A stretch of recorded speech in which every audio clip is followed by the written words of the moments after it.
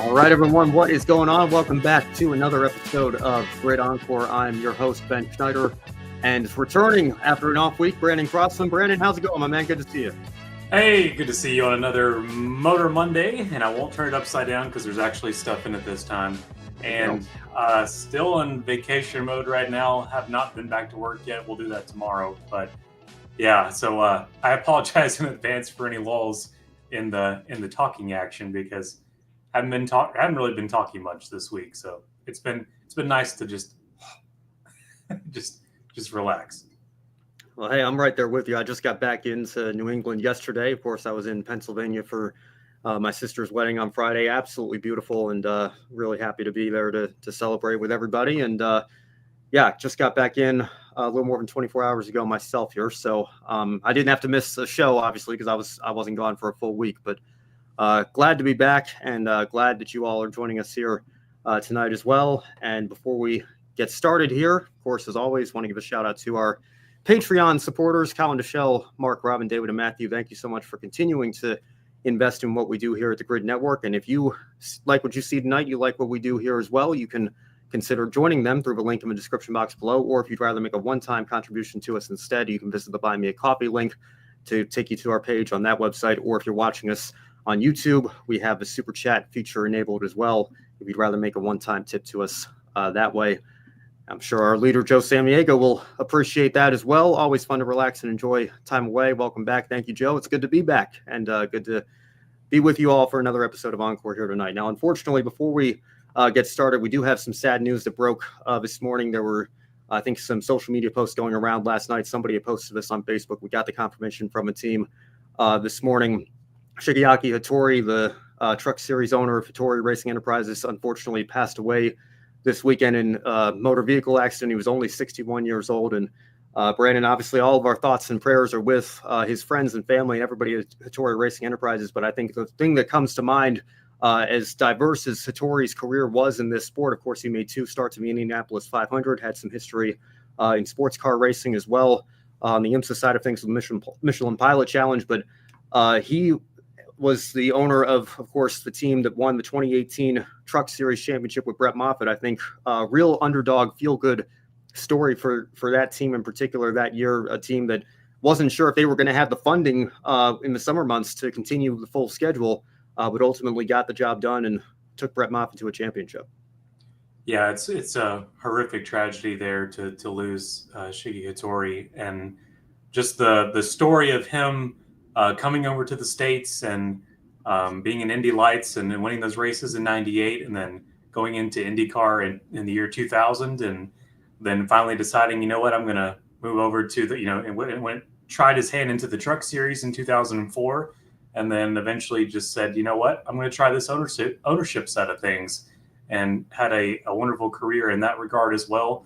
And of course, the run there in 2018 with Brett Moffitt, and also just helping other young drivers. You think about guys like Austin Hill and their careers that were catapulted through Hattori Racing Enterprises. So a big loss for the racing community by a long shot. I mean, a big proportion for the country of Japan and their motorsports legacy. He's up there with the greats. So yes, rest in peace, Shige Hattori.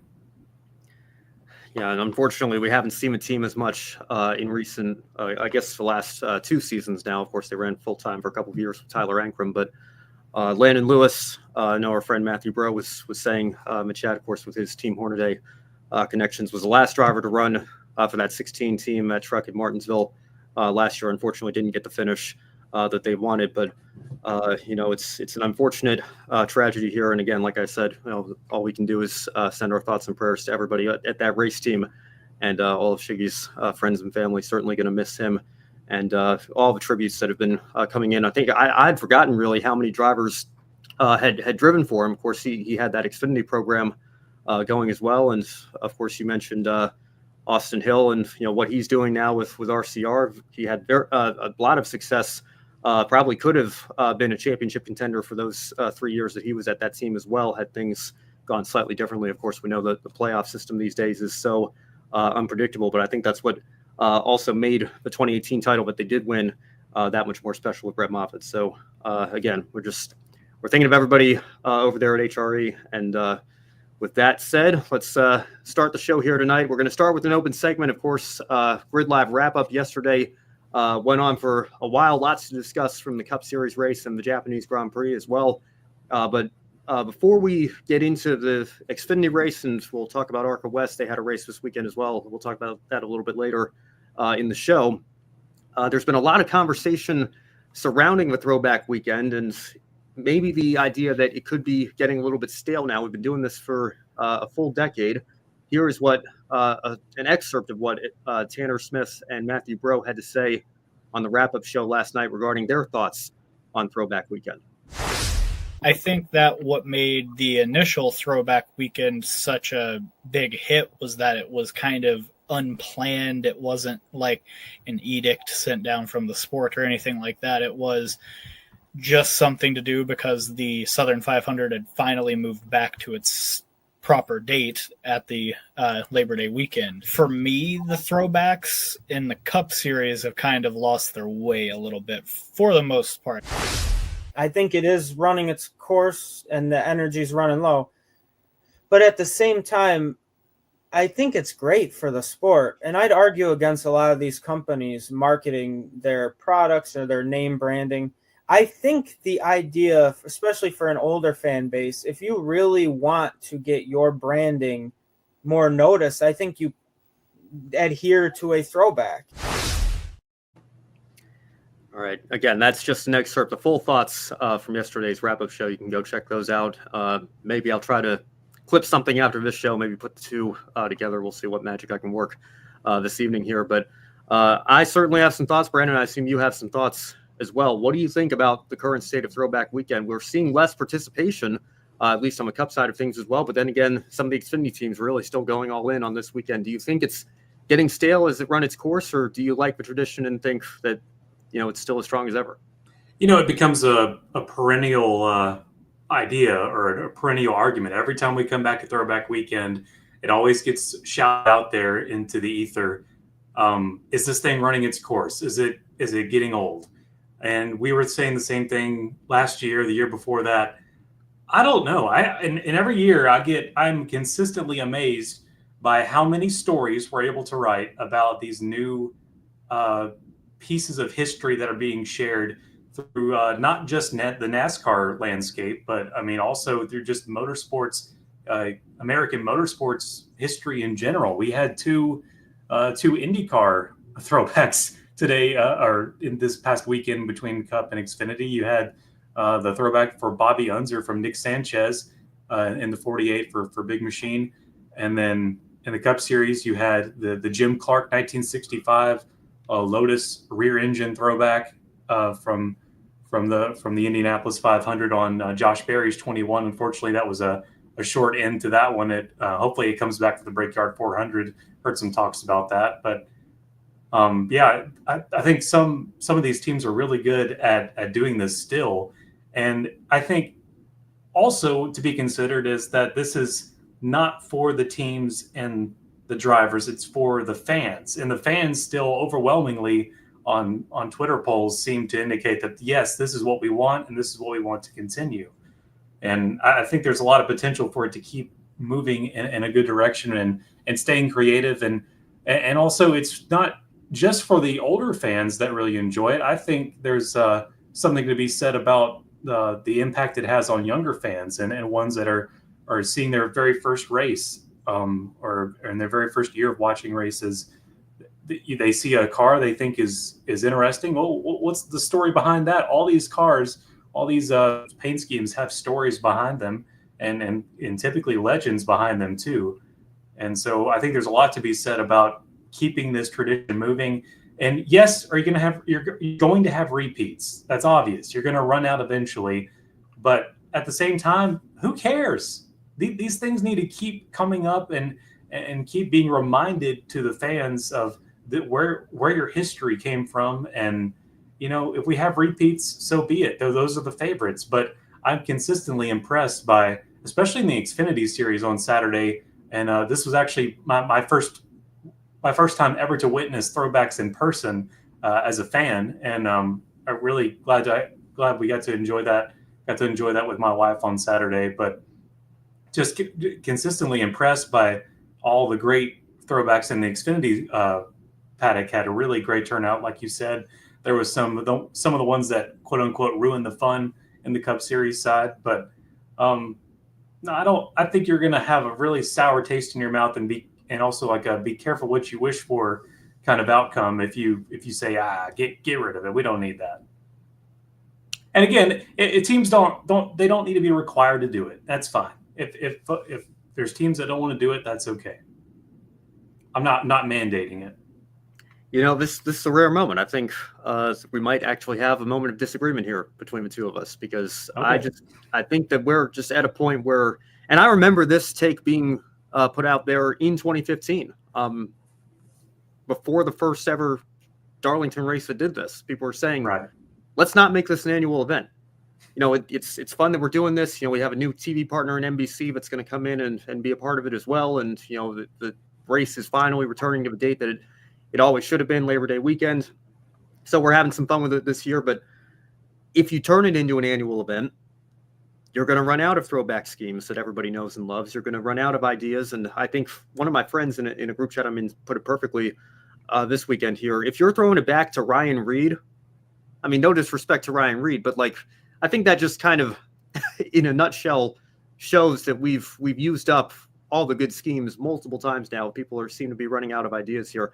I like the idea that, and again, this would get into kind of like mandatory participation or whatever, or putting designers in a box. So I get that those would probably be the counter arguments to it. But some people said, let's have a theme. You have to pick something from the 90s, or you have to pick something that, is from a certain era that we're going to celebrate this year. And then the next year we can switch it up and go back a decade, or something a little bit more recent, like 2000s again. I mean, if you're throwing it back to something within the last decade, like I know William Sawalich threw it back to Kyle Busch's NOS Energy car from 2016, that was okay, well, everybody's old enough to remember that. It's not too much of a throwback year. I think you have to get a little bit removed, probably at least a good 15 to 20 years, unless it's a driver that's been around for a long time, throwing it back to himself or whatever. I think that might be a little bit different. But I just think the position that we're in now, I think we saw I don't know if it was 19 teams didn't do it or 19 teams did. I think there were 37 starters. So it, give or take one,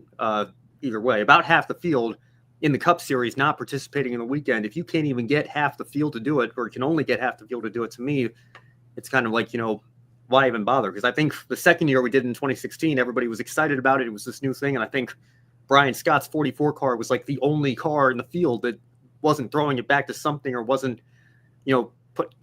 some teams maybe had their sponsors, even if it wasn't a throwback scheme, it was, the company's old logo or something like that.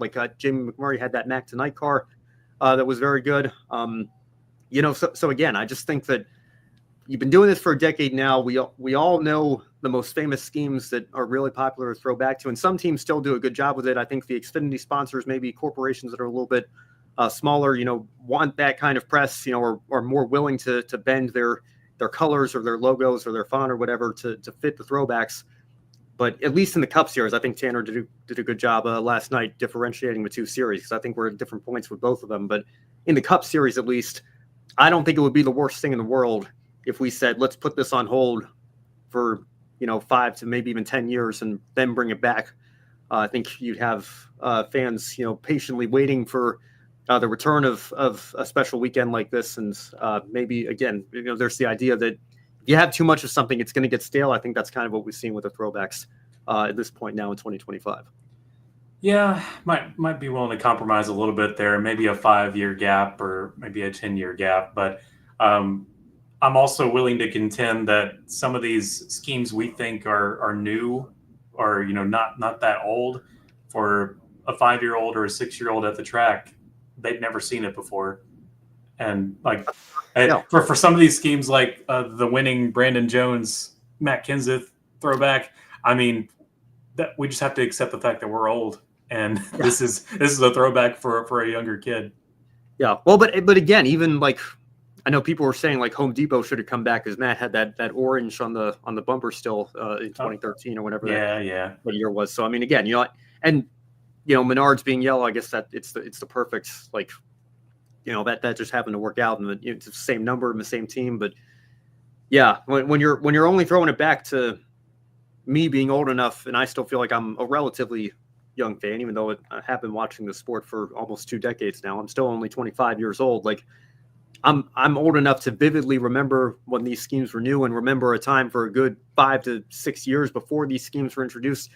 Then it's just kind of like, okay, how far are we really throwing it back here? But again, and I'm glad Joe brought this up on the chat as well. For again, this goes back to the Cup Series versus Xfinity Series.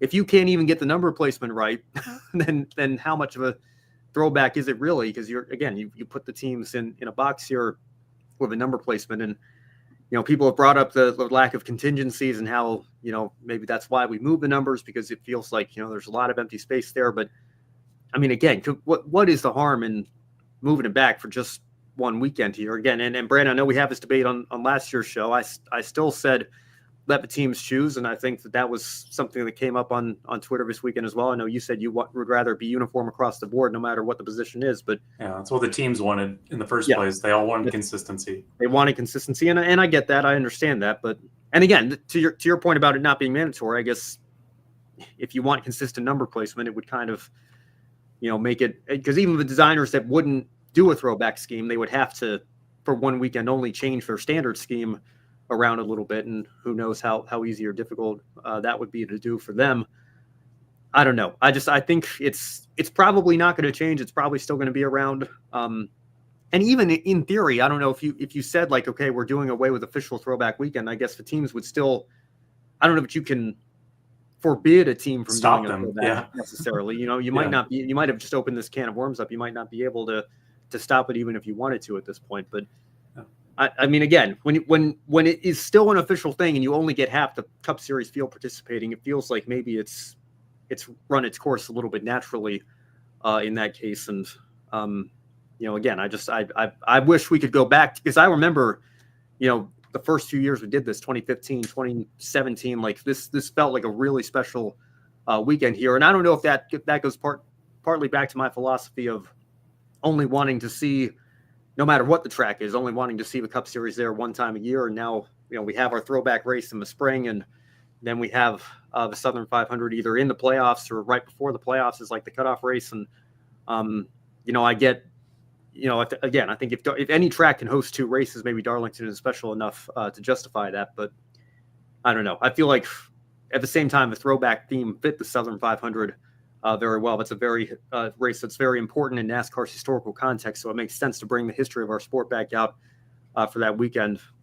So again, there's a lot of thought that goes into this weekend and where it is currently in the sport. But I am sympathetic at the very least to the people that say, yeah, it's just it's not as special as it used to be here. We've used up so many good schemes, and when you're getting so many people that aren't participating anyway, then it's kind of like, what's the point? Yeah. I mean, on the same token, we are year by year slowly making new schemes that will eventually become throwback eligible, depending on where you think that interval of time is. Also, a couple of other things. Don't move the throwback weekend to a different event.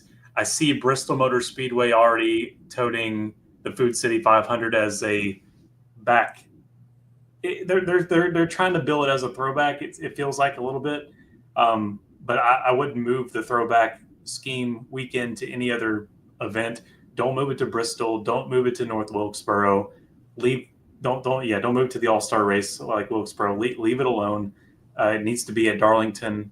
And also another thing against throwback weekend that I've been seeing floating around was also just the turnaround time for designers just in April and after Daytona, just the deadline to get that wrap ready for throwback weekend at the first weekend of April is a little short of a turnaround time for some designers, I suppose. So just some things that's been floating around my mind this week as we've been thinking about this topic. Yeah, I mean, I think Matthew was even saying that on wrap up yesterday as well. Just for the designer's sake, maybe it would be better if it was a little bit later in the season here, but. But again, I like my Southern 500 with their current schemes. So that's just me. I don't want. Yeah, I like having what their current look is for the Crown Jewel race. Yeah, I think that's fair. but again, and even like you said, even some of the teams, like I think Chase Elliott was the butt of a lot of jokes this weekend with their quote unquote throwback. Like I think it reminded me of the Kyle Larson DC Solar, Davey Allison throwback from whenever that was, 2018. But yeah, I guess they tried their best, did they? Yeah, but I mean, if your sponsors aren't willing to bend, their colors or whatever, and it's like only throwing it back to the design. I mean, at that point, then I'd rather you do like what RCR did 2 years ago when they were like, we're throwing it back 4 months or whatever to Kyle Busch's first win with RCR, which is the Auto Club in February. Like, yeah, okay, like as much as I'm like, okay, you're being a bit of a party pooper there by not, having a throwback scheme. At least you're having some fun with, laughing at yourselves for not doing it. Like I would quite frankly take that over a scheme that like you're trying to pass off as a throwback, but. Like, and this is my thing. If you can't tell immediately what scheme you're throwing it back to, if it requires an explanation, don't even watch. Don't even bother. We're not gonna go to the don't even watch argument there. But I think, don't even bother. Yeah, don't like. I think it was 2019. Kurt Busch threw it back to his personal car, like it was a 1960s Chevy with like the stripes down or something, like when he was with Ganassi. And I was like, okay, I get it, but like. And Eric Jones threw it back to his late model from, his teenage years. Like, I mean, there's stories. There's stories. I get their personal stories and connections, but I think that's something that like the popular throwbacks, the ones that are the most eye popping and captivating, are the ones that everybody knows and loves. That you can say like, wow, this team really went all in. They got every detail right. And then if you're even fortunate enough to bring back the original sponsors, even and again, like what we saw with Gibbs this weekend. Of course, we'll get into Brandon Jones in just a moment, but.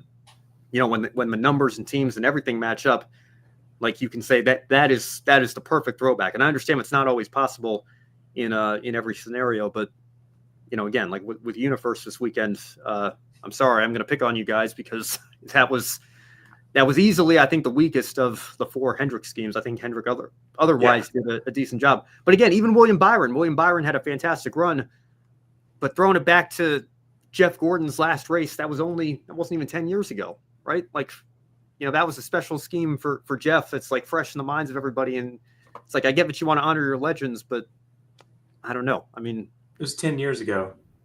I know. You said it though. It was a decade ago. I mean, at what point do we make it throwback eligible? It'll be a decade. It's not yet. It'll be a decade in November because it was the last race. My mistake. Almost 10 years ago. Close enough. But again, I guess the counter to that is, well, we've seen the Rainbow Warrior scheme. We've seen the Flames, plenty of times already. So again, you kind of run out of ideas there, but yeah, I'll give Hendrick. Okay, go ahead. Yeah.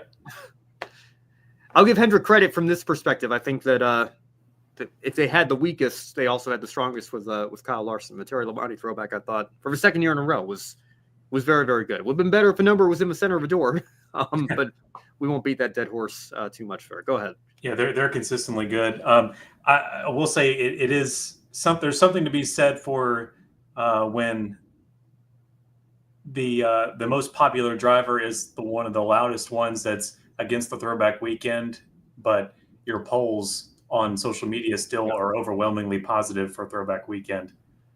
I mean, that's your best efforts. If you get your most popular driver to say nah, and he's the one that probably has the worst throwback attempt. That's another good point. Like if even the drivers are saying though, like, the fans aren't. The fans are the other way. Yeah, I think Jeff Gluck's poll. I don't know if it was a Gluck poll or not, but it was like 80-20, 80-10. Yeah, something crazy. Yeah. Again, I don't think anything's going to change. I'm just saying the weekend doesn't excite me as much as it used to, and there are a lot of things in this, like our championship battles, of course, don't excite me as much as they used to. But I think there are reasons for that, and if you listen to this show, you know what those are. I don't. Again, I'm trying to talk about what I think the reasons are here, as we open this show up, but I don't know. It doesn't feel as exciting and as nostalgic as it used to be, and I think there's a whole variety of reasons we can try to figure out why that might be the case there. But I think a lot of fans, the apathy is setting in, unfortunately. All right, 2 more comments from Joe, and then we'll move on. I think Darlington should keep the throwback weekend, but mainly for track festivities, not so much a throwback race. And I don't know, Brandon. I mean, I guess I'll give you this. I mean, you were there seeing the the schemes in person, especially in the Xfinity garage. I mean, I guess that's something to take into consideration too. If the track itself is, making you feel immersed in that throwback experience, and I guess there's something to be said for that as well here. I remember when Richard Petty got in one of his old cars and they had to black flag him because he wouldn't get off the track for the opening pace laps. Like, yeah. I mean, yeah, those things I think helps make the weekend feel special. And unfortunately, Ken Squire is no longer with us, but him going back into the NBC booth, to call stage Ned, 2 with Ned Jarrett and everything. Yeah, that's when everybody goes all in. I think you get a great product. When it's kind of like, some teams are doing it, some people aren't. It again, I think it kind of takes away from that experience. And Joe also says similar to how sports teams would have themed games for the fans. Yeah, I mean, and again, that's something. I mean, not to get too much into a stick and ball sport comparison here, but I know, I see the posts like once a month scrolling through my Instagram feed, like everybody talking about how the new NBA teams logos compared to what they were in the 2000s, like almost every single one of them is a downgrade. Simplified. Wouldn't it be great to have a throwback night in the NBA? Maybe if there was a night where all 30 teams were playing and they brought back retro jerseys or something. But they have like anniversary years, they'll throw back for an entire season. Sure. Yeah, if you're going to do it, I think you have to go all in on it. Make sure every team participates and everybody, is part of the celebration and no fan base feels left out. I think that's what you have to do to make it a success. And for your fan base, I feel like the 76ers are like basically a throwback already, like all the time with the red, white, and blue. Yeah. I still think of them as the gold, red, and blue, the 2000s. Yeah. Yeah. They're teasing they might bring back the black Iverson era jerseys next year, and I don't know. Right now we're throwing it back to the process years, except we weren't actually trying to lose this season. Steady. Yeah. Don't get me started here. Don't get Kobe or good to see you in the chat, Kobe. Don't get him started on the Charlotte Bobcats. Rest in peace, Charlotte Bobcats. I think that's an era that but again, for Charlotte, I guess maybe you don't throw it back to the mid 2000s, but bring back the 90s Hornets jerseys back out. That would be. Don't put. I don't know, but you need to necessarily put the teams in a 5-year box, but maybe say like, we're gonna choose a specific decade and go all in on that. That would give like throw it back to a scheme from, from the 90s, for example, or from the 80s or whatever.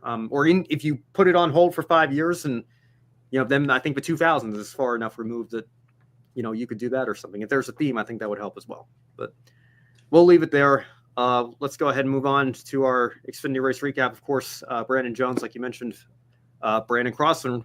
How about that?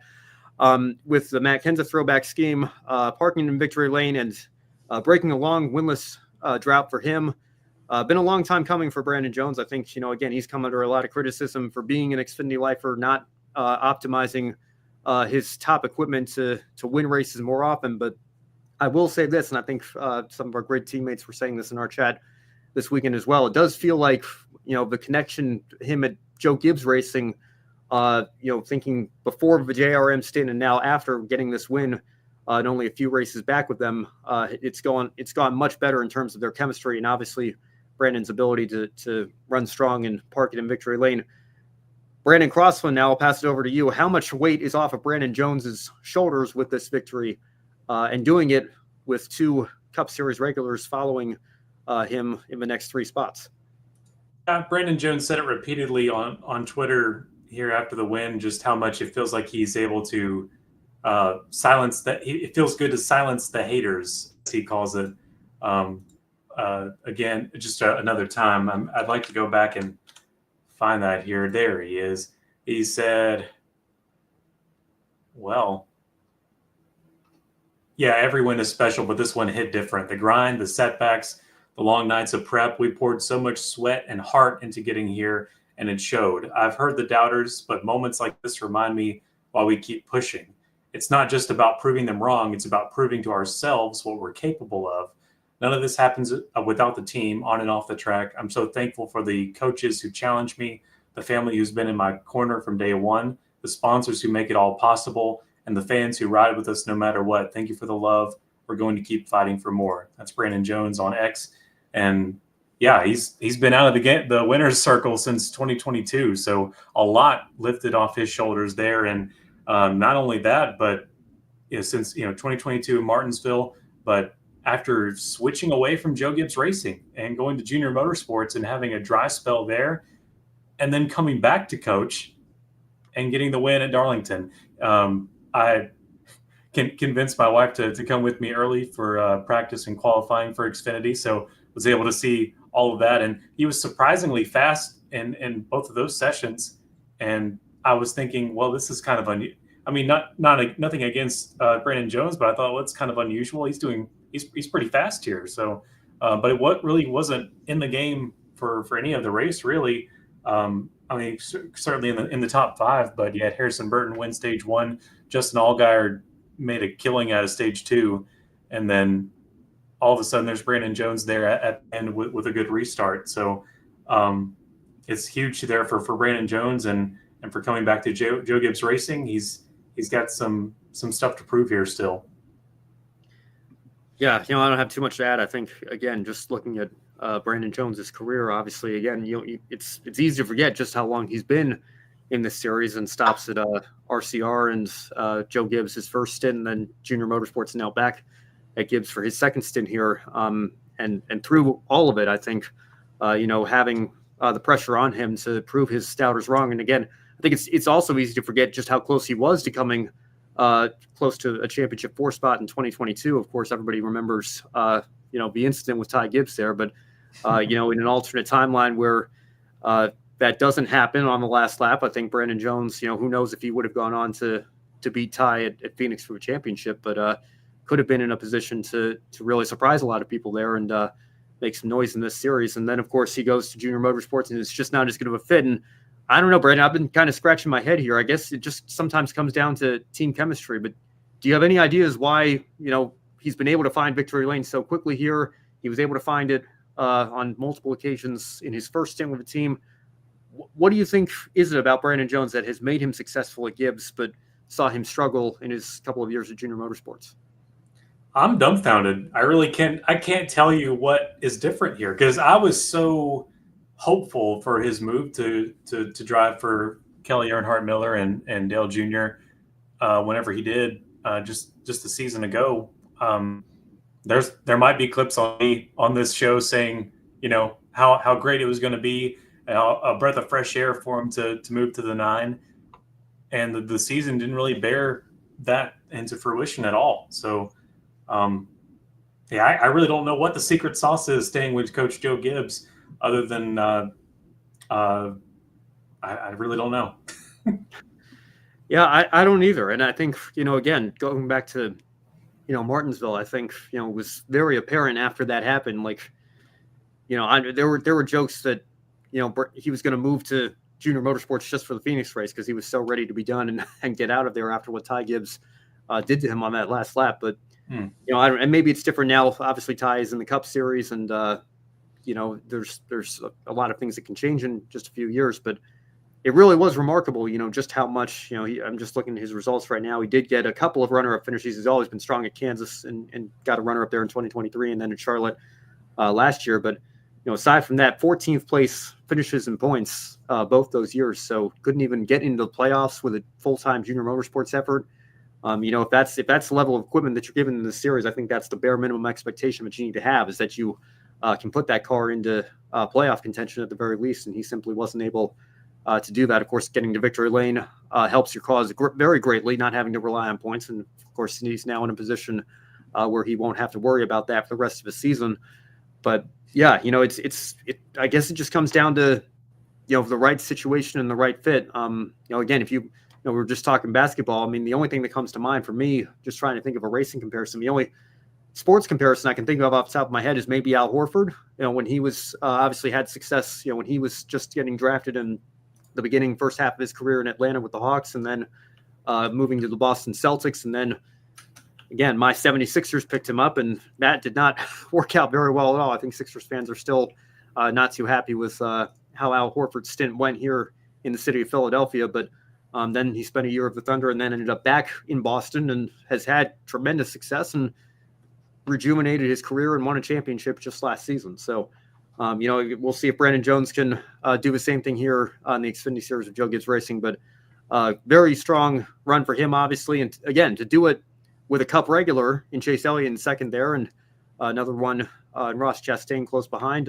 Multiple Cup regulars in this race to get the job done. As much as I'm not a fan of the practice of Cup drivers in the lower divisions, I think that when somebody like Brandon Jones goes out and does this and beats a couple of Cup regulars along the way, I think it only makes the victories even more of a statement win for him and that team to be able to do it against that kind of competition. So again, we'll see if he can continue to ride this wave of momentum into the rest of the season here. But great to see him back in victory lane. Been a long time coming for Brandon Jones, no doubt.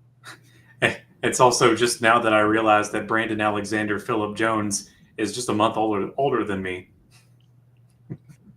So there you go. February started racing when he was 10 years old. 97 there, yeah. 13, sorry, 13. Yep, and again, 2016 with RCR, first year he went full time, 2 years there, 5 at Gibbs, 2 at JRM, now in his 10th season. Again, hard to believe how long he's been around, but it'll be 10 years once we get to the end of 2025 that he's been racing in this series. So certainly making a nice career out for him as an Xfinity lifer, and great to see him having success back with Joe Gibbs now. So we'll see how much he can continue to back that up the rest of the season here. All right, and finally tonight, ARCA West back as well. Tanner Reif beating out Eric Johnson Jr. and Jake Bollman in a thrilling 3-way battle for the win. Great to see Eric having a good run there. Of course, we interviewed him on the show at the end of last season, the reigning ARCA West Rookie of the Year, but fantastic run for him and for Tanner as well as Jake. All three of those guys putting on a show there. And, again, as much as I wish we could get the car counts more consistently higher up there, with the racing that this series puts on, I think is very much underrated. And even with only 13 cars out there, to still get a battle for the win like that, says great things about this series, great things about the talent that's coming up through the ARCA West ranks. And again, looking forward to continuing to follow this series as the season goes on here. Brandon, I don't know if you got a chance to catch the final laps or see a replay of it this weekend, but thrilling battle Tucson Speedway here that we got here this weekend. Yeah, unfortunately I was out of town here, but I am just now getting to seeing the end. Yeah, absolutely wild watching. They were all huddled up there, right, no pun intended, with Trevor Huddleston as well. Yeah, and again, I think it came down to tire management and saving your tires for the end there, and Tanner Reif was the one that was able to do that the best. But some strong run. I mean, even Cody Dennison fell back, to 10th there at the end, but he was posting about how he was up there fighting for the lead and running in second for a while. So, again, a lot of parity in this series right now as well, and looking forward to seeing maybe if that'll continue throughout the rest of the 2025 season. Yeah, especially any West race parity is a really great word. So we'd like to keep that going forward. Yeah. Because goodness knows, in the ARCA East Series and ARCA National, we've been, how many 1828 jokes have we made, in the last year and a half or so? I've mentally counted about 4 or 5 for this year. Yeah, 4 or 5 this year alone, probably. Yeah. So great to see some great battles there, and again, hopefully that continues. Hopefully we get that national tour as well here. All right, well, Brandon, we're going to wrap up the show here again. A little bit of a shorter show this week, of course. Both of us just coming off of vacations here, and only a couple races to talk about this weekend. We'll get into some more coverage here as the season goes on, obviously. But Brandon, what was your one shining moment from what we saw this weekend in the world of motorsports?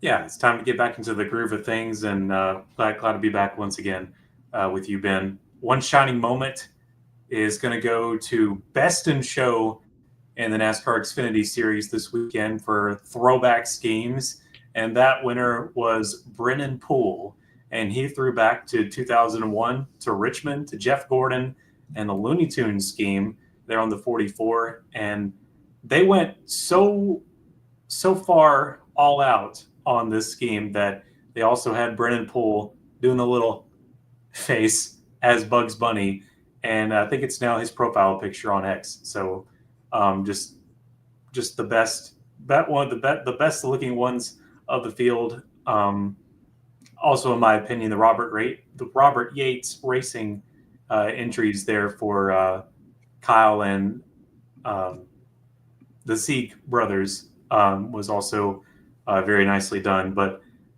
Brennan Pools 44 won Best in Show. That gets my one shining moment. Yeah, absolutely. I don't know if you're looking at the Darlington Raceway Twitter account right now, but is that where you pulled up the scheme? It literally says Best in Show was the. I'm not, but no. Yeah, but I think a lot of people agreed with you. And again, going back to what we were talking about at the start of the show, again, that gives you points for creativity there, because I think if you hear you're doing a Jeff Gordon throwback, people are going to assume you're throwing it back to the Rainbow Warriors or the Flames, or a scheme that we've seen any number of times. But bringing the Looney Tunes scheme back out there, and getting the number font right, and again having your sponsors play along and be able to fit those to the logo. I mean, this is a beautiful scheme here. So certainly worthy of Best in Show and worthy of a one shining moment here. Again, I know we were just talking about this series, but I think I have to give my one shining moment to the entire top three here in the ARCA Menards Series West. Throwing battle could have gone to any of those three drivers, and who knows? We'll see if we can maybe get Eric back on the show a little bit later this season as his championship fight goes on here. But he had to overcome a lot of adversity this weekend as well. So good to see him almost take the victory here, and being that fight there at the end. That's certainly worthy of a one shining moment from me this weekend here as well. Sorry, getting a little bit out of breath here. We've only been going for 40 minutes, and I think that's a sign that we're maybe a little bit rusty here on our first weekend back from our breaks here. But I want to thank you all for tuning in tonight, and that's going to do it for another episode of Encore here. Be sure you're following the Grid Network on all of our social media platforms at Grid Network TV on X/Twitter, Threads, Blue Sky, Facebook, Instagram, TikTok, Twitch, LinkedIn. You can find us on all of those. But most importantly, subscribe to us right here on the YouTube channel, and visit our website, recently relaunched at gridnetworktv.com. Lots of great stuff over there. Week 1 of the Grid ranking is out. Alex Pillow has a massive gap in that battle, but of course it is still very early. So we'll keep our eye on that as the season goes on as well. If you really liked what you saw tonight, or liked what you saw from any of our programs over the past week, you can consider joining Colin, Deshelle, Mark, Robin, David, and Matthew in supporting the Grid Network on Patreon. Help us continue to expand our coverage throughout 2025 and beyond. You can also become a member through the Grid YouTube channel, or if you'd rather make a one-time contribution to us instead, you can visit the Buy Me a Coffee link in the description box below. Or if you're watching us on YouTube, we have a super chat feature enabled if you're watching us live, or if you're watching one of our clips or watching the stream back once we're done here, you can tip us through super thanks as well. Now on Wednesday, don't miss Kobe, Josh, and Matt. They'll be back with Grid Tonight. Our new NASCAR pre-race show format continues on Thursday. We'll see if we can get the gang back together for Women in Motorsports. Of course, I had to miss this past week's show. Was traveling for my sister's wedding, but they did a great job recapping round 1 in Shanghai. And we've got more F1 Academy obviously coming up in coming weeks as well. So we'll see if we can do a show this week for that. Grid Live will be back this weekend. Lots to talk about there. And then we'll see you once again in 1 week's time for another Encore episode. Brandon, any final thoughts before we sign off for the evening? It's going to be another Bristol baby next weekend, and I'll have my sights set on Long Beach as IndyCar awakes from its slumber for the second time, and then hopefully we'll have a more steady stream of the IndyCar season for the rest of the year. But this is that beginning of the year kind of lull between races, so glad to get back into the recap mode this weekend. Yeah, I don't know. There's got to be some sort of medium here, because I feel like the F1 schedule is too compressed. We're in the midst of a triple header right now, and traveling all around the world, and yet they're seemingly going nonstop. Where in IndyCar's mostly based here in the United States, is just one country, and yet we've got 3 weeks after the first race and then 3 weeks after the second race. It kind of is hard to get into the zone here as we start the season out. All right. One more comment from Denver, and then I'll move on to my final thoughts here. Like I said yesterday, Supercar celebrates Indigenous Weekend with Indigenous paint schemes. Why doesn't NASCAR celebrate Black History Month with races on the NASCAR schedule? Joe says he likes that idea. Well, I think NASCAR does, try to at least post for Black History Month and things like that. It would be an interesting idea. Again, I don't know how many, if you had to, try to have a weekend where, all the teams did a paint scheme for that. Again, I'm not in the creative design business. I don't know how feasible that would be to kind of make that the theme of the weekend, in terms of the on-track paint schemes there. But yeah, I think that certainly would be a welcomed idea nonetheless. So, I'm with both of you there. I want to say from one Delawarean to another, I'm wearing my Elena Delle Donne Chicago Sky jersey here tonight.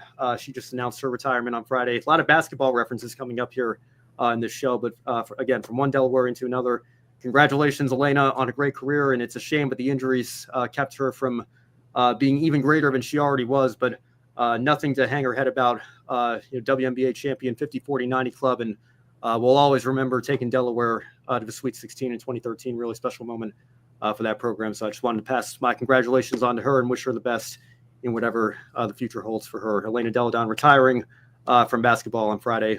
Just had to mention that as we close out our show here tonight. For Brandon Crossland, I'm Ben Schneider. Thank you all so much for tuning in. We will see you next time right here on Great Encore. Have a great rest of your week, everybody.